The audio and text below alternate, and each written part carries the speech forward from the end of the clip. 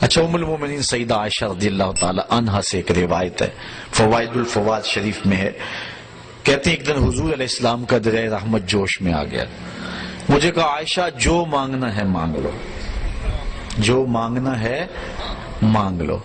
میں نے عرض کی حضور اگر اجازت ہو تو اپنے باپ سے مشورہ نہ کر لوں؟ دریائے رحمت جوش میں ہے اور کہا جو مانگنا ہے مانگ لو، موقع بڑا اہم ہاتھ میں آیا ہے، تو اگر آپ اجازت دیں تو اپنے والد حضرت ابو بکر صدیق سے مشورہ نہ کر لوں؟ کہا جاؤ ان سے پوچھ لو۔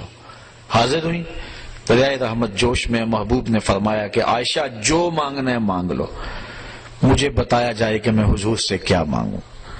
فرمایا عائشہ حضور سے عرض کرنا کہ معراج کی قربت خاص میں اللہ نے آپ سے کوئی راز کی باتیں کی تھی، تو ان باتوں میں سے کوئی ایک بات بتا دیں۔ مانگا بھی تو علم مانگا اور کہا عائشہ سنو، میرے سے وعدہ کرو جو حضور بتائیں مجھے بھی آ کے بتانا۔ کہا ٹھیک۔ حاضر ہوئی، حضور نے فرمایا عائشہ مشورہ ہو گیا؟ جی حضور ہو گیا۔ کہا بتاؤ پھر کیا مانگتی ہو؟ کہا حضور معراج کی قربت خاص میں جب آپ گئے تھے تو اللہ نے آپ سے کوئی کلام فرمایا تھا؟ کہا جی۔ تو حضرت عائشہ رضی اللہ تعالیٰ نے عرض کی حضور پھر ان باتوں میں سے ایک بات مجھے بتا دیں۔ حضور مسکرا پڑے، اس بات پہ بھی مسکرائے ہوں گے کہ میرے یار غار کا انتخاب کیسا ہے، اور اس بات پہ بھی مسکرائے ہوں گے کہ اگر راز کی بات بتا دوں پھر راز راز تو نہ رہا، لیکن خود ہی پہلے وعدہ کیا تھا جو مانگو گے دوں گا۔ تو حضرت عائشہ نے عرض کی حضور مجھے ان باتوں میں سے ایک بات بتا دیں۔ تو حضور فرمایا عائشہ سنو پھر، جب میں قربت خاص میں پہنچا میرے رب نے مجھ سے جو خاص باتیں کی ان میں سے ایک بات یہ کہ اے محبوب آپ کی امت میں سے اگر کوئی شخص کسی شخص کا ٹوٹا ہوا دل جوڑ دے گا میرے اوپر لازم میں بغیر حساب کے جنت عطا کروں گا۔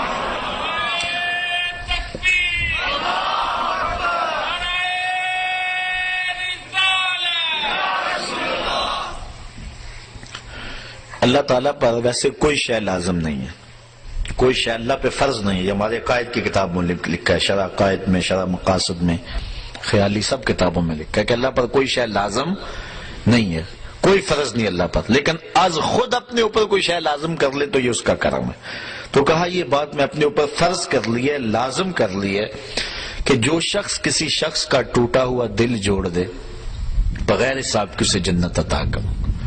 ام المومنین بہت خوش ہوئی کہ بسا اوقات کسی شکستہ دل کی بات سن لیتے ہیں، کسی کا دکھڑا ہی بیٹھ کے سن لینا کبھی تو اس کو تسکین ہو جاتی ہے، کسی کی مدد کر دیتے ہیں، کسی کے کام آ جاتے ہیں، کسی کو مصیبت سے نکال دیتے ہیں۔ یہ تو بخشش کا بہانہ مل گیا۔ اپنے والد گرامی کے پاس حاضر ہوئی، کہا ہاں عائشہ حضور سے پوچھا؟ جی پوچھا۔ کیا بتایا حضور نے؟ تو کہا کہ حضور نے یہ بات کہی ہے۔ ام المومنین بہت خوش تھی، لیکن سیدنا صدیق اکبر نے جب سنا تو زاروں کے تار رونا شروع کر دیا۔ ابا جی یہ بات رونے والی تو نہیں، بسا اوقات دکھیوں کے ہم کام آ جاتے ہیں، پریشان حالوں کی دل کی جو ہے وہ شکستگی دور کر دیتے ہیں، یہ تو بخشش کا بہانہ ہاتھ آ گیا۔ کہا عائشہ اسے معکوس بھی پڑھو، تصویر کا دوسرا رخ بھی دیکھو۔ اگر کوئی کسی کا ٹوٹا ہوا دل جوڑ دے بغیر حساب کے جنت میں جائے گا، اور اگر کوئی کسی کا دل توڑ بیٹھے تو پھر تو سیدھا جہنم میں جائے گا۔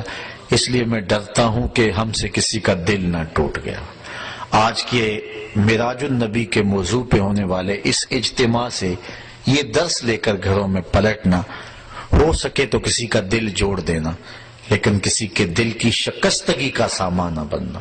میرے اور آپ کے آقا و مولا نے تو یہاں تک احتیاط فرمائی، فرمایا اپنے گوشت کی خوشبو سے ہمسائے کو تکلیف نہ دو، یا تو تھوڑا سا پانی زیادہ ڈال لو اور شوربے کی پیالی غریب ہمسائے کے گھر بھی بھیج دو، اور اگر یہ نہیں کر سکتے تو ایسے زاویے اور ایسے وقت میں کھانا پکاؤ جب ہمسائے کے بچے سو چکے ہوں۔ چونکہ بچے اٹھ کے ضد کر بیٹھے اور ماں باپ سے انہوں نے مطالبہ کر لیا، غریب ماں باپ استطاعت نہیں رکھتے، تو بتاؤ ان بچوں کے دکھ کا علاج کس کے پاس ہوگا؟ وہ کیا کسی نے کہا نا، دوپہر کو سلا دیتی ہے بچوں کو وہ اس ڈر سے گلی میں پھر کھلونے بیچنے والا نہ آ جائے۔ لیکن ہم نے ان لوگوں کے درد کو کبھی سمجھا؟ عید کے دن بھی بیوہ کا یتیم بچہ آلو چھولے بیچنے پہ مجبور ہوتا ہے، کبھی بسوں کے اوپر چھوٹے چھوٹے بچے پانی بیچتے اور کنڈکٹروں کے دھکے کھاتے ہوئے دیکھیں. یہ بچوں کے سکول جانے کا زمانہ ہے، لیکن ہمارا معاشرہ بے درد ہو چکا ہے. تو ہمارا کسی کا دل نہ توڑنا، کسی کے دل کی شکستگی کا سامان نہ بنا. جوڑ سکتے ہو تو کسی کا دل جوڑ دینا، کسی کی شکستگی کو دور کر سکتے ہو تو یہ ایک بہت بڑی نیکی ہے، اور یہ بندے کو کہاں کی کہاں پہنچا دیتی ہے. میرے اور آپ کے آقا و مولا کی مجلس لگی ہوئی تھی. ایک شخص ایک کونے سے اٹھا، عرض کی حضور میرا بچہ گم ہے اور مل نہیں رہا، دعا کریں مل جائے.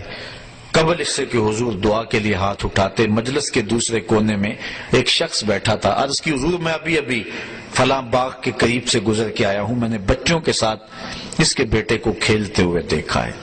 باپ نے سنا تو دوڑ لگا دی. آقا فرمائے سے بلاؤ. بلایا گیا. بہت جلدی ہے میاں. جی حضور آپ جانتے ہیں باپ کے جذبات کیا ہوتے ہیں.